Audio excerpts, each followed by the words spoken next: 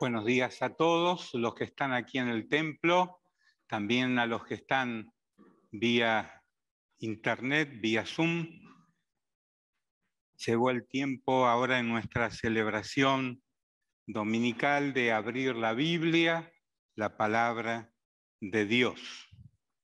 Hoy con cierta nostalgia, pena, porque vamos a dejar la carta de Pablo a los filipenses, en la que hemos estado durante 5 semanas. Y damos gracias a Dios por este escrito que ha permanecido fiel, que la palabra de Dios ha sido fiel, que el mensaje es pertinente para nuestros días, nos ha nutrido, nos ha enseñado. Hemos aprendido algunos pasajes de esta carta de memoria, los hemos guardado en nuestras memorias para repasarlos en nuestras situaciones personales, familiares y como iglesia. Haremos bien en volver de vez en cuando a leer este hermoso, este maravilloso contenido de la carta de Pablo a los filipenses. Nuestro texto principal de estas semanas ha sido ¿cuál? Filipenses 4:4. Y lo hemos repetido de diferentes maneras, leyéndolo, memorizándolo, diciéndolo en voz alta. Ahora les invito para que lo repitan conmigo. Filipenses 4:4 es la dirección, para que no nos olvidemos dónde está el último capítulo de la carta. Vamos a repetir todos juntos. Regocijaos en el Señor siempre. Otra vez digo, regocijaos. Filipenses 4:4. Estamos entonces al final de este recorrido. No me voy a quedar solamente en el capítulo 4 hoy, voy a mencionar varias enseñanzas que han surgido de toda la carta y sí con algún énfasis especial en el último capítulo de ella. Dos temas que resaltan en el capítulo 4 son el gozo y el contentamiento. Gozo y contentamiento. Nos gozamos en Dios, nos contentamos en Cristo y afirmamos con San Pablo también, todo lo puedo en Cristo que me fortalece. Esta frase, junto con 4:4, ahí 4:13 y 4:19, son frases especiales de este último capítulo de la carta a los filipenses. Obsérvelos por un momento ahora antes de seguir el desarrollo del tema. 4:4, 4:13 y 4:19. Son buenas frases para retenerlas en la memoria y aplicarlas a nuestra vida personal, familiar y como iglesia. Nos gozamos en Dios, nos regocijamos en Dios, todo lo podemos en Él que nos fortalece y Él suple para todas nuestras necesidades conforme a sus riquezas en gloria en Cristo Jesús. Se reconoce al leer toda la carta que habían llegado a la iglesia en Filipos algunos ladrones de la fortaleza, de la alegría y del contentamiento. Ladrones son los que entran para hurtar, matar y destruir, dijo Jesús. Y advirtió bien el Señor acerca de esas acciones durante su ministerio terrenal y nos dejó esa advertencia. Los ladrones de la alegría, los ladrones del contentamiento, los ladrones de la fortaleza en Cristo, que son diversos por lo que hemos visto en el contexto de toda esta carta.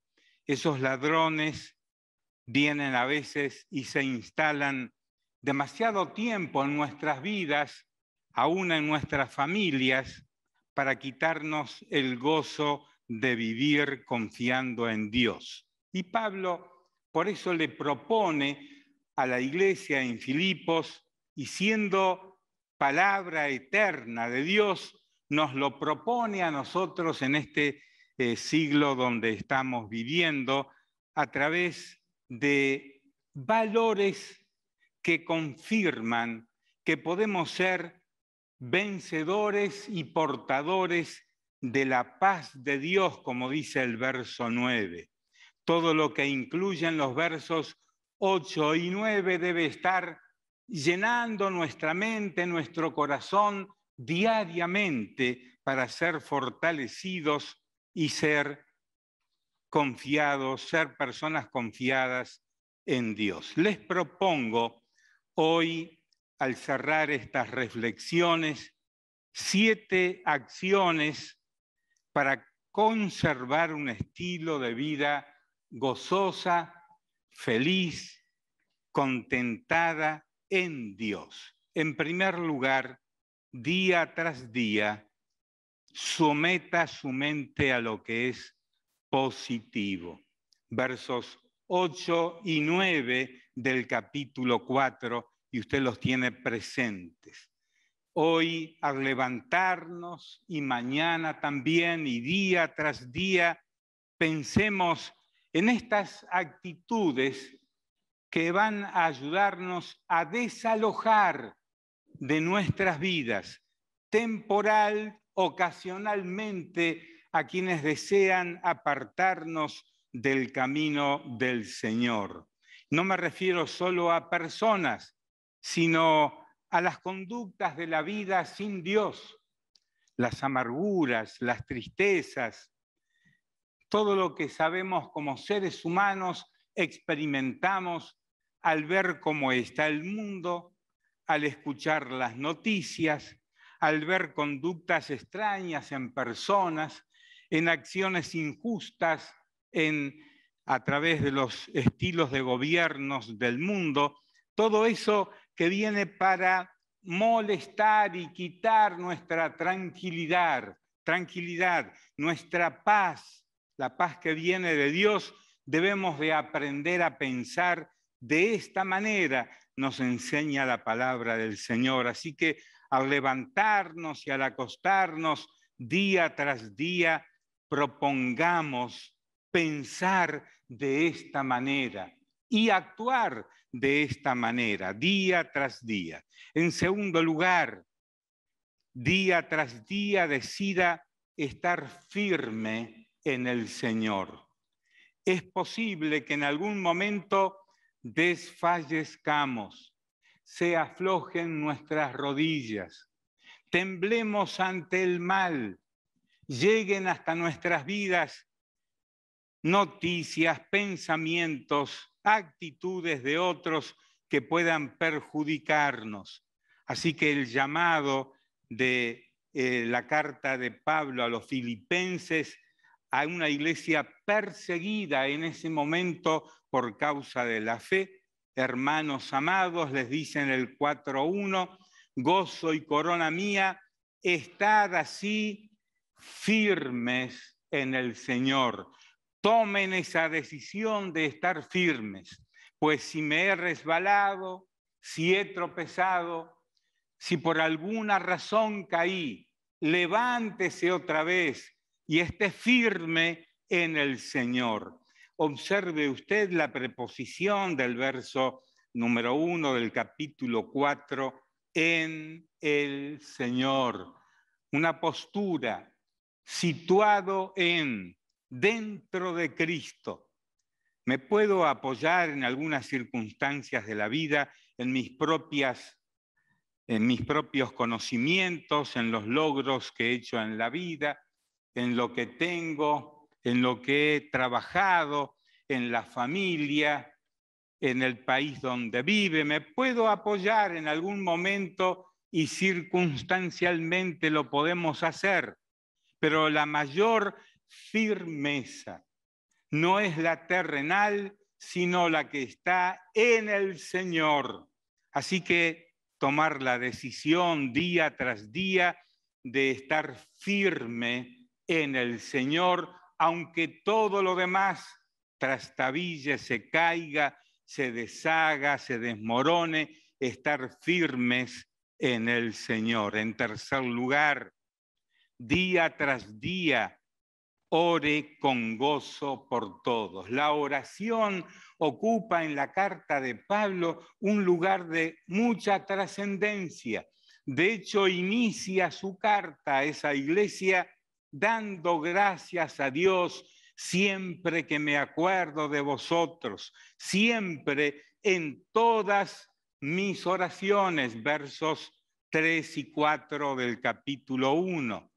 Día tras día, oremos con gozo, con alegría. Habrá tiempos en que los contenidos de nuestras oraciones puedan tener pensamientos de tristeza, de dolor, de preocupación por otras personas o aún por nosotros mismos, o por la situación de los hijos o de la familia toda, o la situación del país. Y eso trae cierta carga emocional, de dolor, de tristeza, al observar el deterioro que hay a nuestro alrededor. Ahora, cuando Pablo le escribe a la iglesia, le escribe dando gracias a Dios en todas sus oraciones, con gozo por todos vosotros y por vuestra comunión en el Evangelio. Esa es una parte importante en la vida de la oración. En la oración aprendemos que podemos pedir y Jesús lo habilitó cuando él dijo: pedid y recibiréis, llamad y se os abrirá. La oración es para pedir también, pero no solamente podemos pensar en pedir, sino también en agradecer. Perdón. Ser agradecidos en todas las cosas. Ser agradecidos en todo lo que tenemos y recibimos. Y aún en aquellas cosas que han sido pérdidas para nuestras vidas. Pablo se acuerda de esa iglesia en un tiempo cuando ellos vivían persecuciones profundas por causa de su fe, cuando enfrentaban a falsos hermanos que predicaban, dice en este capítulo 1, predicaban a Cristo muchos de ellos por contienda, por envidia, verso 15, pero había muchos otros que lo hacían de buena voluntad. Así que me acuerdo de ustedes, dice Pablo, en todas mis oraciones, con gozo. Haga el ejercicio, si le parece bien, tomando el heraldo donde aparecen nombres de personas por las que podemos orar en sus limitaciones, enfermedades, personas que cumplen años, otros motivos de oración, y oremos a diario con gozo por todos ellos. Hagamos el ejercicio día tras día de gozarnos en el Señor a través de la oración. Lo opuesto es mantenernos en las amarguras y quedarnos siempre con oraciones de quejas, de sobresaltos espirituales. Sabemos que todo el mal está creciendo y que todo ello va a continuar adelante, pero que no afecte nuestra oración de gozo y de alegría diariamente. Tal vez al comienzo de cada oración diaria debemos incluir acción de gracias. Gracias, gracias y gracias. Haga su propia lista, recorra su propia familia, recorra a la iglesia y déle gracias en todo. Siempre que me acuerdo de ustedes, dice Pablo, siempre en todas mis oraciones ruego con gozo por todos. Rogar con gozo. En quinto lugar, día tras día, disfrute lo que tiene y no se queje por lo que le pueda faltar. Cosa habitual en los seres humanos, ¿verdad? Aprendemos más rápido a quejarnos que a agradecer. Fíjese en el lenguaje inicial de los niños. Aprenden más rápido a quejarse que a estar agradecidos. El mío es parte del lenguaje inicial. El dame es parte del lenguaje inicial de los niños. Y ocurre algo semejante, parecido en la vida cristiana. Les propongo que día tras día, como enseña Pablo, disfrutemos lo que tenemos y no nos quejemos por lo que pueda faltarnos. Vaya al capítulo 4, versos 11 hasta el 13, no voy a leerlo todo ahora, pero observe usted que Pablo ahora se refiere a él mismo, pone su propia experiencia, pone su propia vida, el estilo de vida en el que estaba viviendo en ese momento, que no era el mejor.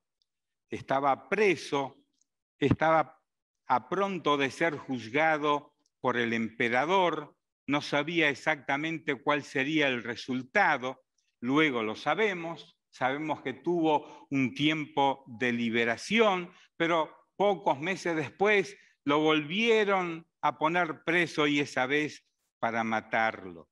En toda esa situación, dice Pablo, versos 10, 11, 12 en adelante, él dice, sé vivir humildemente y sé tener abundancia.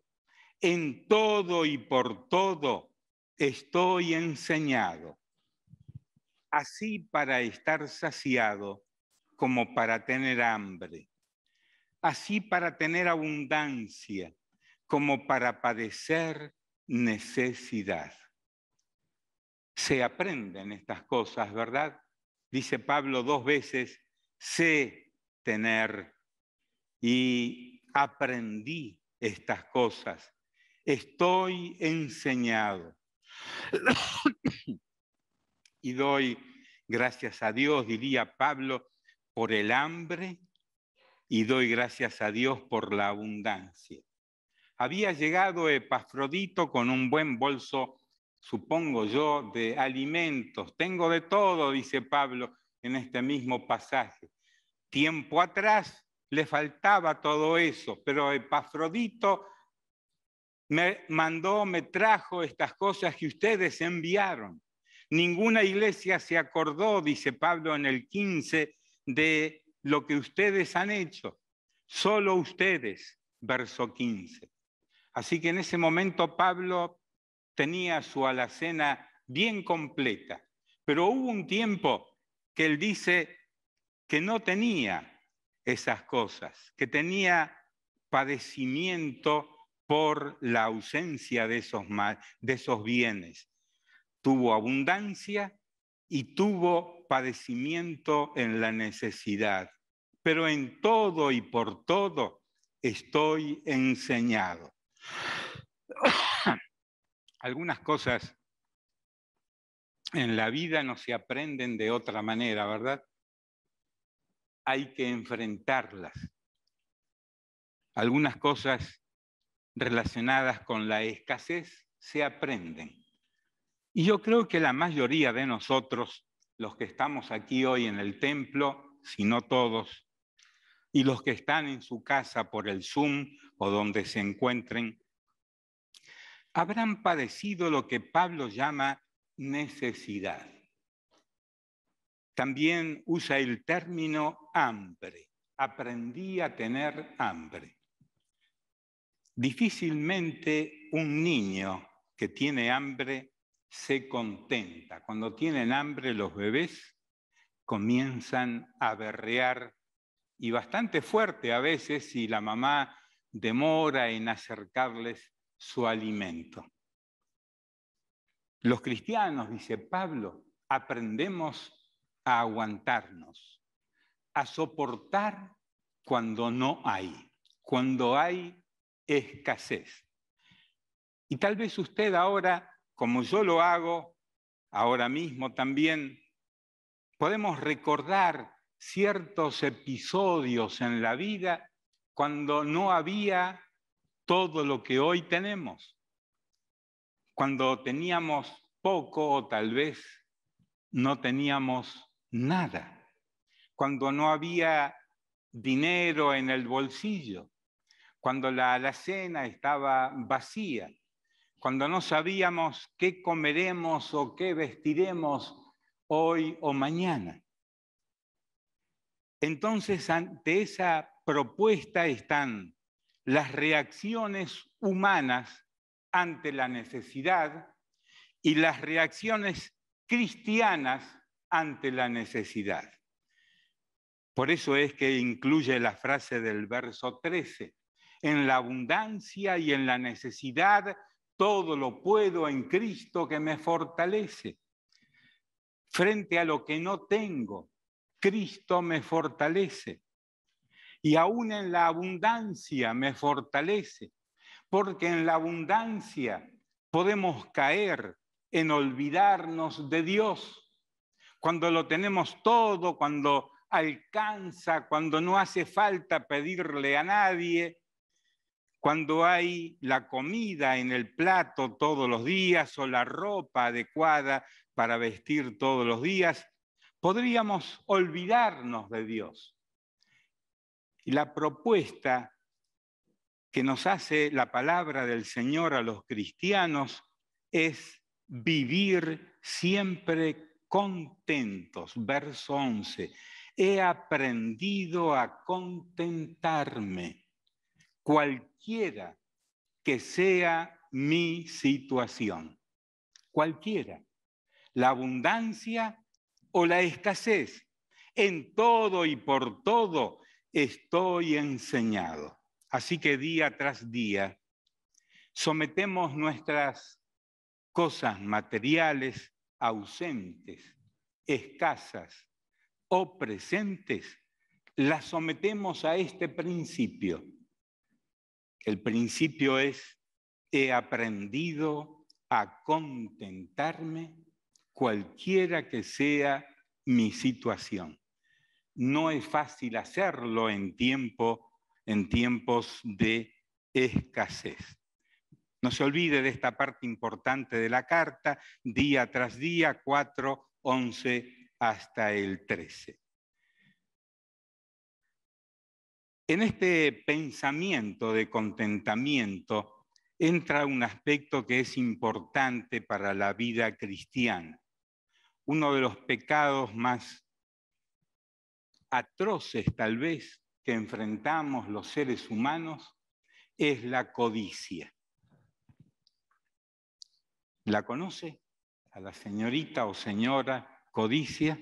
No sé si es soltera o casada, pero es femenina aquí en este caso. Muchas gracias, Antonio. Bien hiciste de acordarte de mi necesidad, como dice Pablo. Es que hoy no vino la encargada del Ministerio del Agua, ¿no? La codicia está en las puertas de nuestras casas, de nuestras vidas. Queremos más y mejor.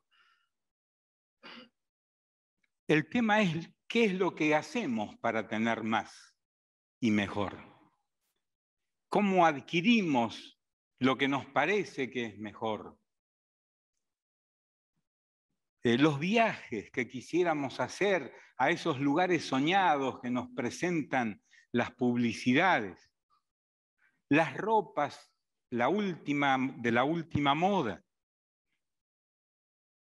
los mejores cosméticos, los mejores tratamientos médicos, las mejores viviendas. La codicia se disfraza de uno de sus disfraces predilectos, que es la necesidad. Lo que yo, lo que usted necesitamos, puede llegar a ser tan grande en el pensamiento y en el sentimiento que se transforma en el pecado de la codicia. El cristiano sabio disfruta día tras día de lo que Dios le da y sin quejas y sin amarguras. No deja entrar a la codicia y cuando percibe que ella está cerca, la rechaza en el nombre del Señor. El poder del Señor que nos capacita para que podamos rechazar esa codicia y aprendamos a vivir, como dice el verso 12, humildemente. Y si llega ese tiempo para usted cuando hay abundancia, pues entonces recuerde sus tiempos de necesidad y aprenda a distribuir bien lo que tiene, a compartir con el necesitado, a ahorrar para los tiempos de necesidad. No gaste todo lo que recibe, aprenda a vivir día por día con lo necesario, día tras día. Versos 10, 11, 12 y hasta el 13 que formen parte de nuestras vidas. En sexto lugar, día tras día, recuerde que somos extranjeros en esta tierra, que estamos de paso. No nos vamos a quedar a vivir aquí, dice el verso 20 del capítulo 3, para pasar aquí la eternidad. Si uno lee con detenimiento la descripción que hay de la nueva ciudad de Dios, la nueva Jerusalén en el Apocalipsis y en otras partes del Nuevo Testamento, la ciudad, el país que el Señor fue a preparar, Juan capítulo 14, me voy a preparar lugar para ustedes. Y Él está trabajando en una ciudad donde no habrá más llanto, más dolor, más tristeza, más distanciamientos, no habrá más separaciones, no habrá más despedidas. Allí está el Señor haciendo algo que es eterno, perfecto y completo. No nos olvidemos que estamos de paso. Y cada año que cumplimos en el cumpleaños, sirve para eso, para hacernos acordar, bueno, me queda menos. Ya he avanzado hasta los 30, hasta los 50, hasta los 70, algunos más. Y allí en el hogar de ancianos, donde algunos ahora nos están escuchando por Zoom, han llegado a los 90 y algunos más. Pero todo tiene un fin aquí en esta tierra. Todo aquí es temporal, pasajero. Dice Pablo, nuestra ciudadanía está en los cielos. Allí nos vamos, hermanas y hermanos, y no nos separaremos más. Gloria a Dios por eso. En séptimo lugar, día tras día, sea usted un factor de unidad y no de conflictos. Capítulo 4, los primeros versículos, nos menciona el síndrome que se llama Evodia Sintique. Si no las conoce un día, las va a conocer en el cielo. Supongo yo que las encontraremos juntas, pero aquí en Filipos estaban con algunos problemas y ese síndrome se podría instalar en el cuerpo de Cristo, en la iglesia, allí en Filipos. Y Pablo pide que a los amados hermanos que están en Filipos, que ayuden a estas personas a reconciliarse, a que no se transformen en un factor de división, en un factor de conflictos, sino de unidad. Hay personas, y tal vez Evodia y Síntique eran así, personas que no se conforman con lo que tienen, o con lo que son, o con lo que hacen, y crean conflictos entre unos y otros. Es una conducta humana, propia de los que no conocen a Cristo.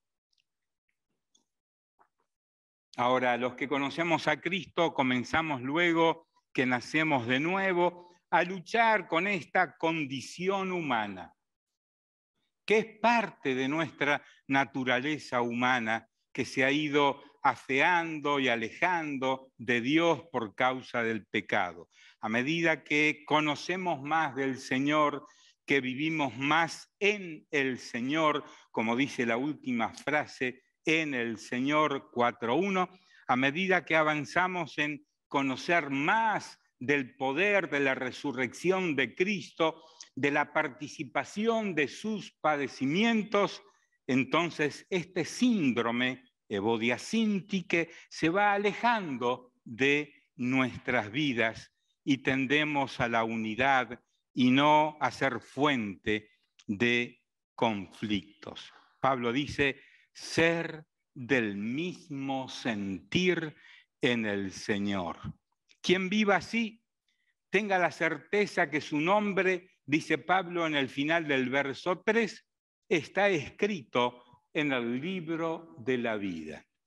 Un día ese libro lo abrirá el Señor y pasará lista, no sé si estará organizada por apellidos o cómo estará, pero aunque de hecho vamos a recibir un nombre nuevo, dice el Apocalipsis, dice Juan, un nombre que estará escrito en una piedrita que se nos dará y ya dejaremos de ser González, Rodríguez, etc. Tendremos un nombre nuevo, el que está inscrito en el libro de la vida, no en el libro de la muerte, de la vida en Cristo. Que su nombre, dice Pablo, deben de saber los que colaboran, cuyos nombres están en el libro de la vida. Esto, dice Pablo, verso 4, produce regocijo en el Señor siempre. Otra vez digo, produce regocijo. Finalmente, les recomiendo enfáticamente que observen estas 7 conductas, estilos de vida diariamente, aunque los sermones sean otros, aunque las enseñanzas de la escuela dominical sean otras, recordemos estas 7 enseñanzas y apliquémoslas a nuestra vida. Para que no se olviden, les recomiendo buscarlas en el editorial de hoy, en el Heraldo, donde están escritas, para que las recordemos. Además de que están escritas también en esta bella y maravillosa carta que les recomiendo leer habitualmente una vez al mes, por lo menos, repasar los 104 versículos que se leen rápidamente y volver a reflejar en nuestra alma y nuestro espíritu la presencia del gozo de Cristo en nosotros. Y ahora terminemos leyendo todos juntos el saludo final de la carta, 4:23, en sus propias Biblias, 4:23. Leamos todos juntos, los que estamos en el templo, también los que están en sus casas, en el Zoom o donde se encuentren. Leamos todos juntos a modo de despedida de esta carta. La gracia de nuestro Señor Jesucristo sea con todos vosotros. Amén. Y que así sea, hermanas y hermanos. Vamos a orar. Te damos gracias, oh Dios, en esta preciosa mañana que nos has regalado, un clima precioso. Gracias, Señor, porque podemos estar congregados y tu palabra dice que donde hay algunos, 2 o 3 congregados en tu nombre, allí estás tú en medio de ellos. Gracias, Señor, por tu presencia entre nosotros, por tu cuidado, por tu misericordia para con nuestras vidas. Hoy, Señor, cerramos esta carta especial, bella, llena de gozo y de gratitud y de contentamiento. La cerramos diciéndote gracias, Señor, por tu palabra, porque nos alimenta, nos fortalece, nos guía, nos ayuda a mantenernos en el sendero correcto de la vida. Gracias, Señor, por estas maravillosas frases, enseñanzas que nos legó el apóstol Pablo en tu palabra. Pedimos ahora nos ayudes a perseverar en este estilo de vida. Señor, que tu gracia salvadora, que tu gracia restauradora sea con cada uno de nosotros, los que estamos aquí en este templo, los que están en sus hogares y en otros lugares, sea tu gracia colmando cada vida. Recordamos a las hermanas y hermanos que están padeciendo necesidades y pedimos que tu contentamiento les alcance, que tu gracia les favorezca, que tu gozo colme sus vidas. Bendice a los niños, guárdalos en estos tiempos de dificultad de salud para muchos aquí y en otros países. Rogamos tu bendición para los niños en el mundo. Rogamos que los guardes de la enfermedad, del mal. Pedimos por nuestros hijos, nuestros nietos, cubre con tu favor y misericordia a cada uno.